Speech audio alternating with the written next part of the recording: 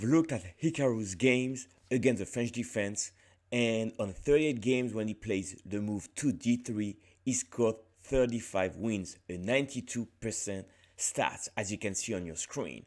So that d3 move against the French defense, it's something to reach the King's Indian attack setup.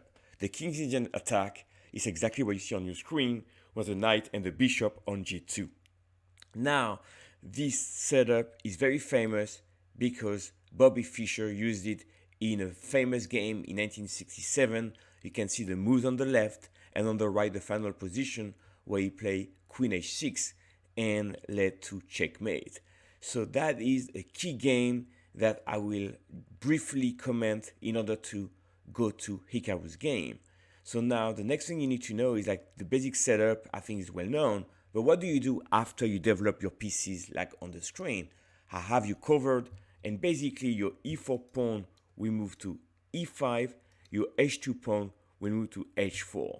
And then you have to launch the attack. For that, the bishop on c1 usually ends up here or on g5.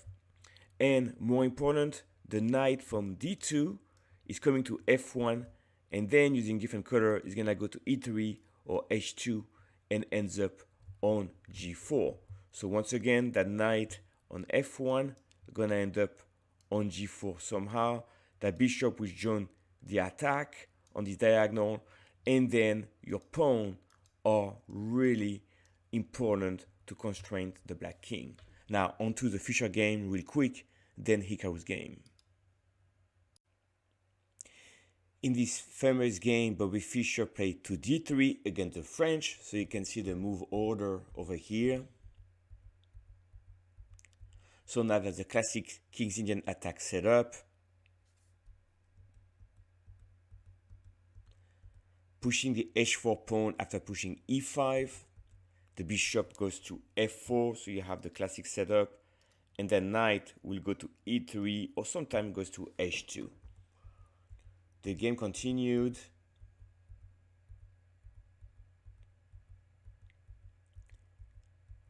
And here, very key moment, we have the queen coming here and you're attacking the black king. That's a very well-known pattern. And here, bishop f6. And you're gonna win the game very easily. At this moment, Fischer in the game, there was knight e8 and knight e4.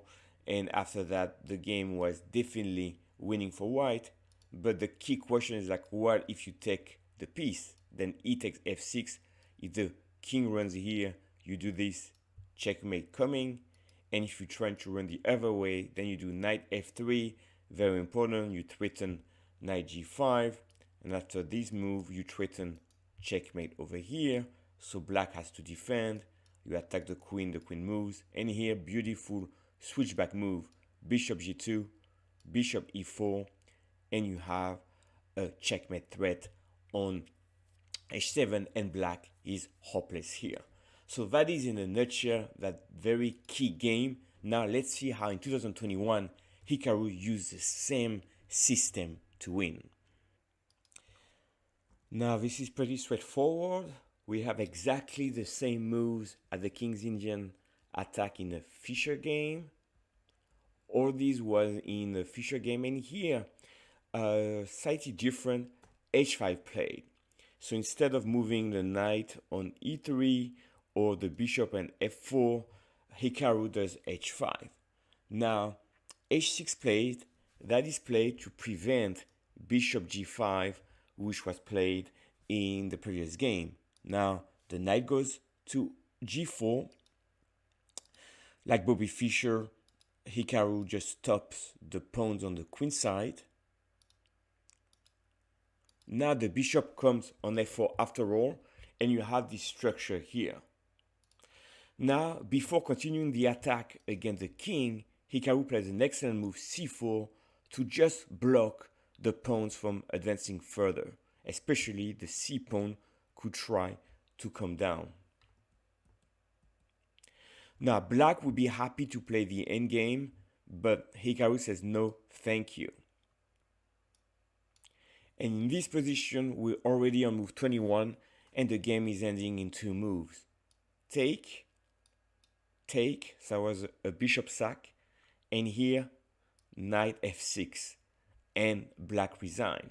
So instead of taking on h6, he played check, the king has to move, and here simply queen c2, threatening checkmate, and the only way to defend is to give your queen.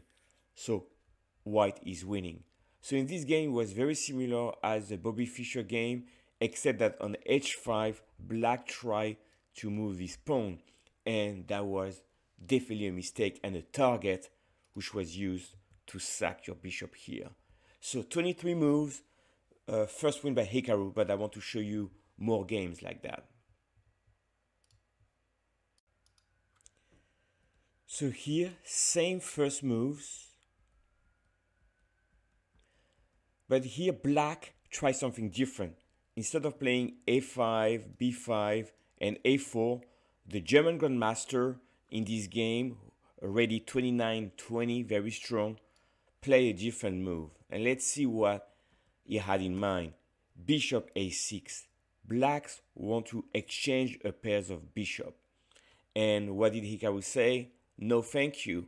I'm keeping my bishop, and that bishop is definitely a key piece to attack the black king. It's all about the attack. King's Indian attack, hence the name. So here, what did Hikaru play? Bishop g5. If you recall, that's exactly what Fischer did, and eventually he played bishop f6 next. In this case, black, rightly so, does not want to exchange bishops. And here, white to play. What is the winning move? Bishop sack. All right. Now the queen comes in, and the threat is checkmate. So only one move. Knight f6 defends f7 as well. So white takes. Bishop g3. Logical. You prevent checkmate. And now, what is the great move to play? Hikaru finds bishop f4. Nice attacking move.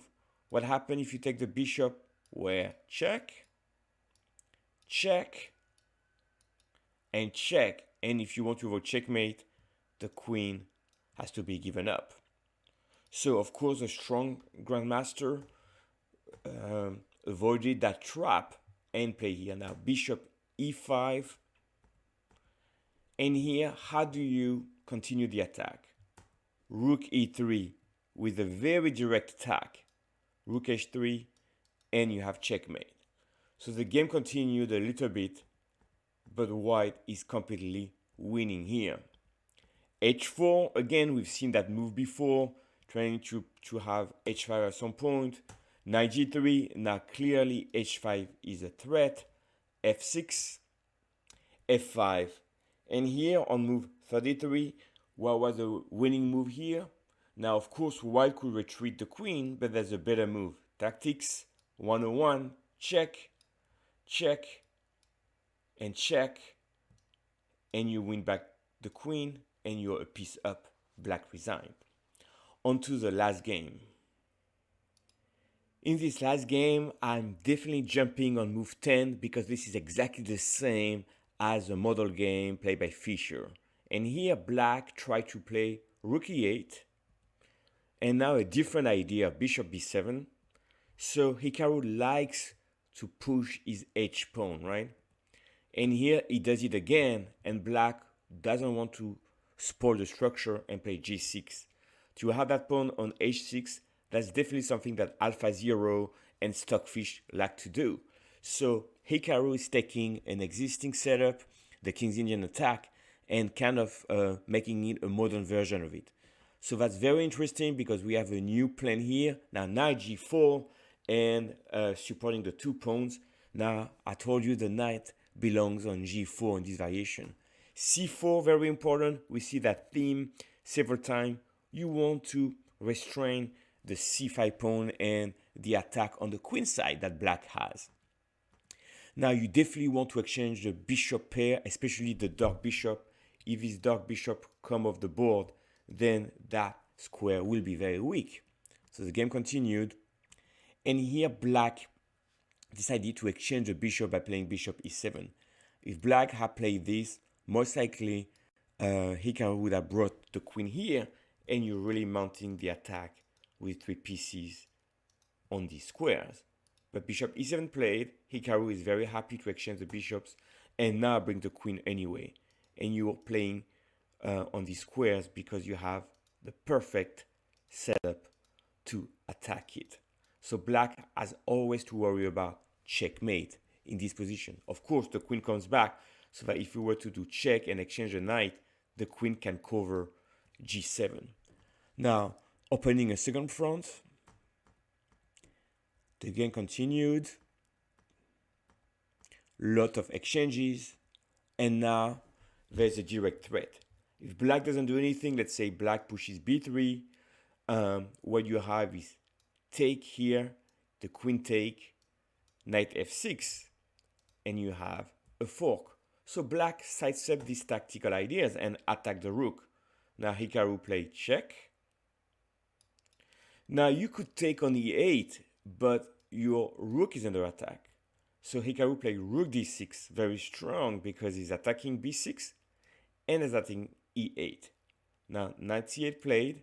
Once again, you could definitely play knight takes e8 and eat the rook, but finishing line knight d5. Brilliant move. And now if the queen were to move on f8, rook d7, and you win. So knight d7, black resign, and we can see this third example, a very deadly setup, easy to understand, easy to memorize against the French defense. Thank you for watching. I'll see you in the next video.